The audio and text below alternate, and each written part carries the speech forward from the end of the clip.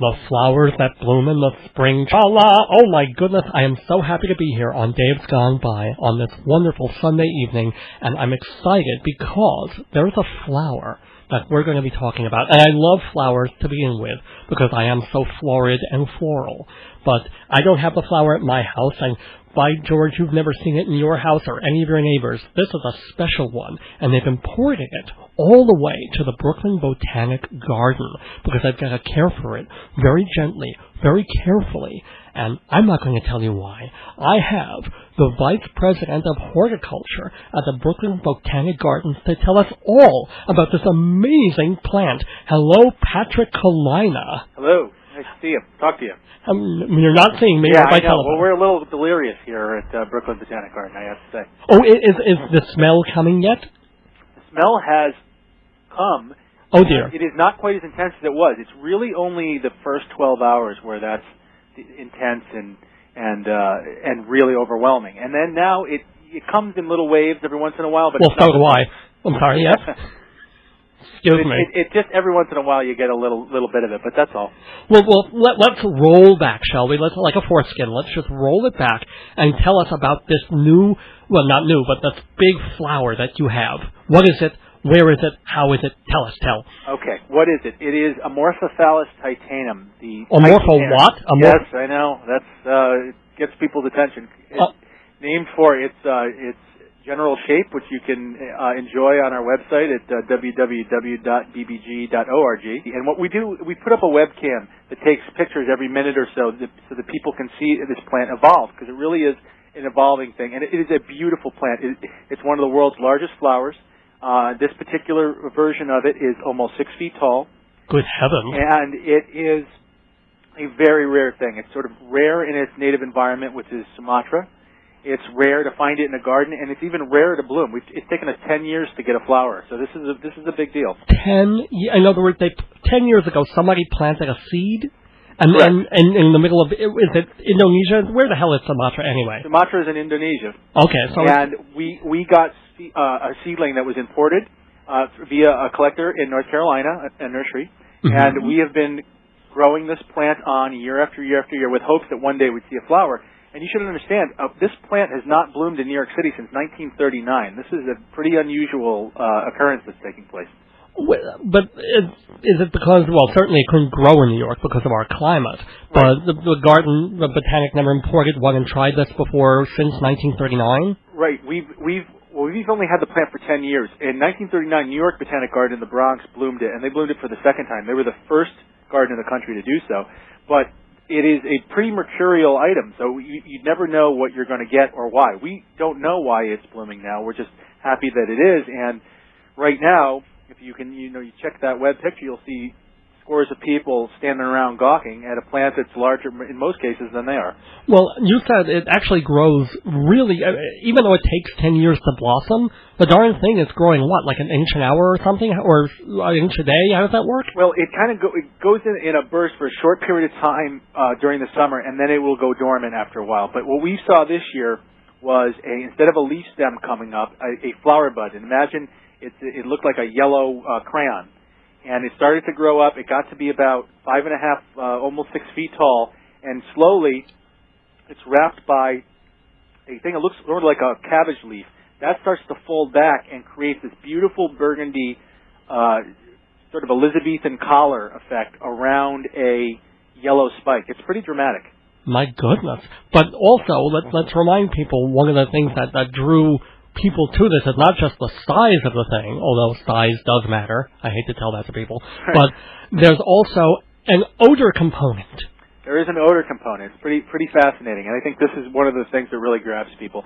In its native environment, it is only, or anywhere, it's only available to be pollinated for a couple of days. And in its native environment, it's pretty rarely encountered. So it needs a big homing beacon for its pollinators, which in the case of this plant are plants that would be attracted to what in essence we would call roadkill. So it's mimicking the scent of a dead animal to draw in sweat bees or carrion beetles, and that is the insect that pollinates this particular plant. Sweat bee? Sweat bees. What is a sweat Who bee? knew? No, I had no idea. I mean, if you kick over a a hive of sweat bees, what happens? I mean, I would assume it would be unpleasant, but yeah. that's not a scientific answer. But are they actual bees, or is that just another kind of a... No, we're talking about an Indonesian insect species, and we don't have those here, obviously, and we don't even have lots of other plants for this pollination to take place. But what we managed to do this year was we were fortunate that Virginia Tech bloomed their plant a couple of weeks ago. So they were kind enough to send us their pollen, and we're using that pollen today to pollinate our plant with the hopes that we'll generate some seed for other gardens. Nice. So the whole world can stink. Well, it doesn't stink for very long, does it? No, it's 12 hours, but it's intense. And imagine a fishing dock at low tide, and you get some indication of what we're talking about. But you say it's already stunk now the worst. It's already stunk the worst, and I think that what you're still getting are people sort of leaning over the ropes, trying to get a little bit. And every once in a while, like I say, you get a little wave that comes, and you can get a sense of what we're dealing with. My goodness. And then how much longer does it have to flower, do you think? Well, we'll have it all day today and probably all day tomorrow, and we're hoping that, we get a lot of visitors on the weekend. We're hoping that it'll hang around for Sunday. We'll definitely leave it out. But the best way for folks to monitor how we're doing is to go onto the webcam and to get a look and to judge for themselves what this thing looks like and whether it's worth a visit, which I think they'll be convinced that it is. But once the flower dies, the whole thing doesn't droop over and die. It's not like me after imagine, because again, this yellow column. Imagine the peak of a witch's hat. It's just going to flop over, and that process, as that starts to go down, it's really working. We hope to make fruit. So underneath that big column, there'll be an additional column of little red fruits that will produce the seed. We hope that we'll be able to turn into other plants. Well, I've dated a few little red fruits, and they produce some seeds for me, but that's something totally different. Now, what is, aside from first of all, you're the Vice President of Horticulture at the Botanic Garden. So how did you get to that position, if you don't mind my using that word?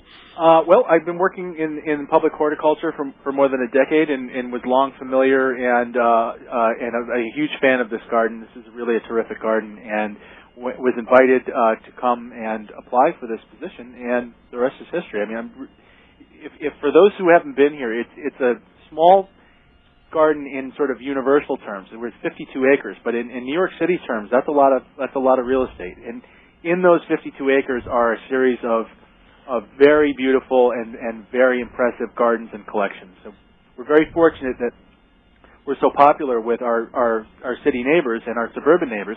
But this is sort of an added attraction, a little bonus for the folks who come and visit us to see something they wouldn't see every day or in a lifetime, maybe. But does it have to go back to Sumatra after it blooms and you're done with it, or do you guys keep it for 10 more years or something? No, this is part of our collection. And what's great about it is this is an example of what we do. When you come to the garden, you're not going to see everything every day, and you won't see everybody who works here every day.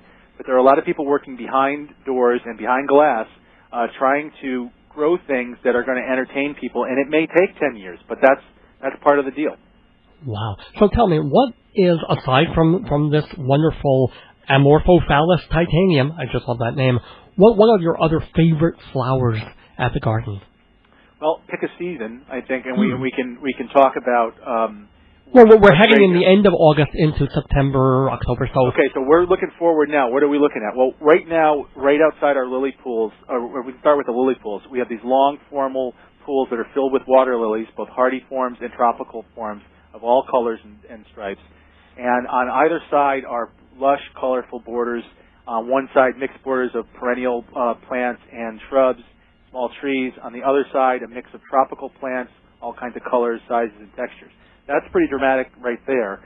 Our conservatories are filled with colorful plants now. The rose garden will get another boost. We have a very famous rose garden, the first rose garden in a public garden in the country. And that will receive its sort of second season in September. Well, I never promised you a rose garden, but we're hoping. Well, I'll promise you that if you come to the rose garden in September, you will be impressed.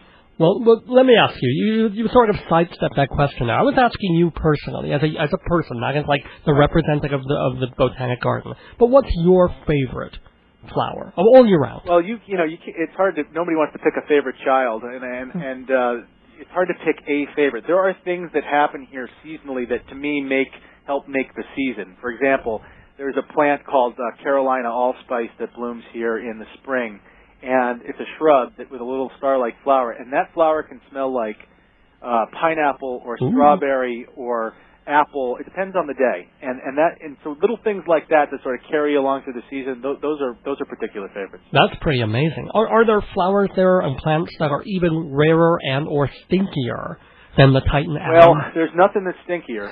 We have another species of Amorphophallus that's a little smaller that's in our tropical house all the time, and when that blooms, you don't really see it so much. It's sort of tucked in the back, but you can tell when you go in the house that something's not as it normally would be. So, and you don't blame the dog. You know it's the flower. Yeah, there's no dog to blame. It's we're wondering whether there is an animal of some kind in the house usually when we're looking for it. But that's usually in like late spring, early summer.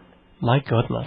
Well, again, please remind everybody how to get to the Brooklyn Botanic Garden, and again, they can look at the website. Just the usual basic info. Tell our people. Okay. Well, Brooklyn Botanic Garden is reached via the 2 and the 3 subway or from the B and the Q subway, and that is accessible through Long Island Railroad through Atlantic Avenue.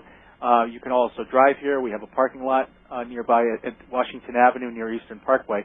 But the website, which is really, I can brag about the website because it's not my department, so it's not like I'm bragging about myself. Oh, go ahead. We have a really good technical staff here, and they have put together a website at bbg.org that has tons of information. It has a whole background of this plant, a running blog that's a pretty comical little blog, observations of different staff members about how this plant got to where it is, and then all of the directions and photos that you might want to have to inspire you to visit.